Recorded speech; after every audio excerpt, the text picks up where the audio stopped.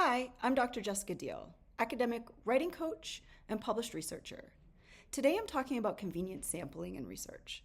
Specifically, what do you do when your research site was assigned, or your participants came through referrals, or you simply worked with what you had access to?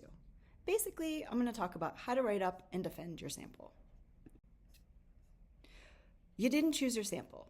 Your field site was assigned by your institution, your participants came through a referral network, you inherited someone else's data set, or, and let's be honest here, you started researching a community you already had access to and figured out the methodology afterward. If any of that sounds familiar, then this video is for you. I'm talking today about what to do when you didn't choose your sample through a textbook perfect sampling methodology. So let's do the 60-second version of sampling research design so we're all working from the same baseline. The methodological ideal is probability sampling. You randomly select participants from a clearly defined population, which means your findings can generalize to that population. In practice, this requires resources, access, and conditions that most researchers, especially early career researchers, simply don't have. The alternative is non-probability sampling. That's convenience sampling, purposes sampling, snowball sampling, opportunistic sampling. Here's the thing. Most published qualitative and mixed methods research uses non-probability sampling. You are not the exception. You're the norm. The question isn't whether your sample is perfect, it's whether you can account for it. There are many legitimate reasons you may not have chosen your sample through a rigorous process. Your institution or funder assigned the site. You had a rare or unique access to a community or a crisis or a country that no other researchers could get into. Something happened, like a natural disaster, a policy change, a public health event, and you were positioned to study it.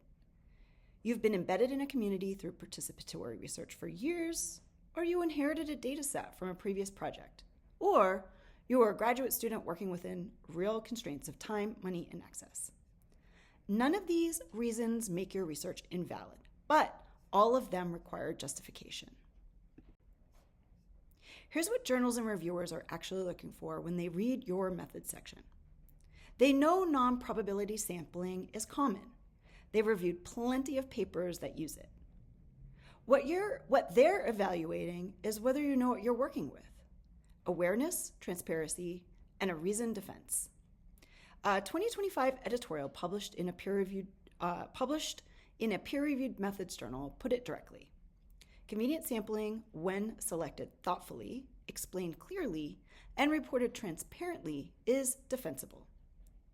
What reviewers penalize is not the sampling approach itself. It's the silence about it, vagueness around it, or claims that go beyond what the sample can support. Your job is not to apologize. It's to show you understand what your sample can and can't do. One of the most underused strategies for defending a non-probability sample is doing the work in the literature review before you even get to the methods section. Cite studies that use similar sampling approaches in similar contexts. Establish that your site or population is a legitimate and meaningful unit of analysis. Show that your research question is appropriate to the sample you have, that you're asking the right questions of the right people, even if the selection wasn't random. And where you generally can, frame access as a methodological asset. Embedded knowledge, longitudinal relationships, rare access. The literature review builds the case so your methods section doesn't have to carry it alone. Then, in the methods section itself, the principle is describe it, defend it briefly, and move on. Name your sampling approach honestly. Is it convenient sampling, purposive, opportunistic? Explain briefly why this sample, whether it's related to access, the relevance, the feasibility. Describe who was included and any inclusion or exclusion criteria you applied. What you want to avoid is over-explaining or apologizing, both of which could signal to a reviewer that you're not confident in your own methodological choices. Also, vague language like participants were selected with no further detail. Be specific, be matter of fact.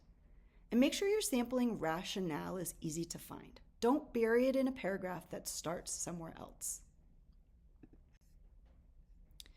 Then when you move to the limitations, that's where a lot of researchers either say too much or too little. The guideline I will offer is this: name it before the reviewer does. Be specific and don't catastrophize. Acknowledge that your findings may not generalize beyond your sample or site. Note any characteristics of your sample that could introduce bias, and be precise about what it means in your context. Something like findings may not apply to rural settings is more useful than generalizability is limited. One clear, specific limitations paragraph can do more work than 3 vague ones. And remember, a limitation is not a fatal flaw. Every study has them. Reviewers respect researchers who can identify and articulate their own constraints. Okay, the discussion. This is where a lot of researchers get into trouble, making claims in the discussion that their sample can't support. Here's a simple framework. You can claim what you found in this context with this sample. You can describe patterns, themes, or relationships that emerged from your data. You can make careful theoretical contributions that point beyond your sample with appropriately hedged language.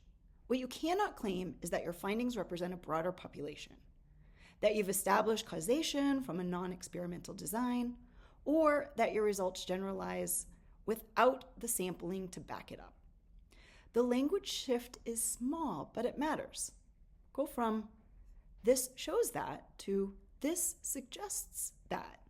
Go from "researchers should" to "in this context, findings indicate."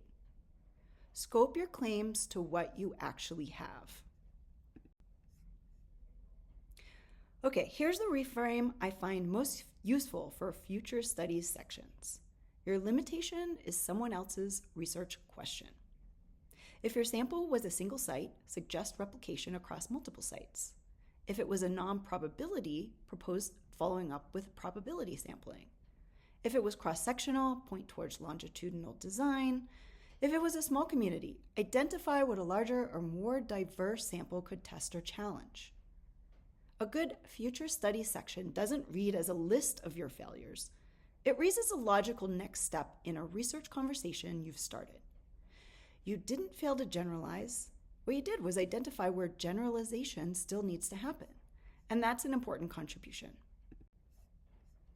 Okay, the takeaway is simple. You don't need a perfect sample. You need a well-justified one. Name your approach.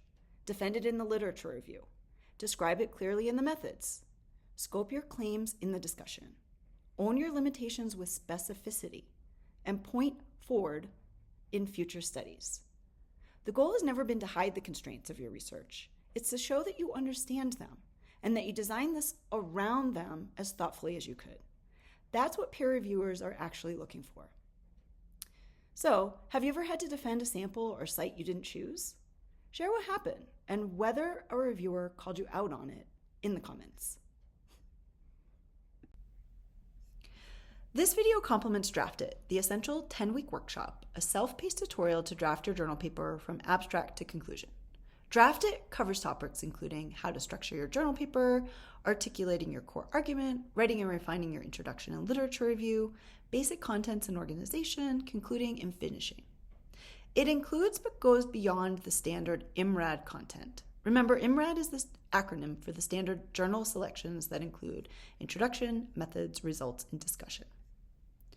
Draft It helps you tackle the 2 most fundamental, essential, critical elements of what elevate a research report into a publishable journal paper: a clearly articulated core argument and the structure that supports your entire paper. So if you're ready to publish it, register for Draft It. Register for the self-paced course and you'll have unlimited access so you can start anytime, now, next month, or next year. Find the link in my bio. Thank you for watching this video. Check out my other videos on publishing your research in a peer-reviewed journal paper. Be sure to subscribe as I upload new content monthly.